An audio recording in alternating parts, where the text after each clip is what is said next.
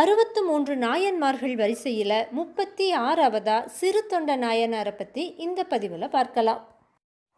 சோழ நாட்டில் உள்ள திருச்செங்காட்டங்குடியில் மாமத்திரர் குலத்தில் பிறந்தவர் தான் பரஞ்சோதியார். சிறந்த போர்த்திறமை பெற்றிருந்த இவர் சோழ மன்னர்கிட்ட சேனாதிபதியாக பணியாற்றினார்.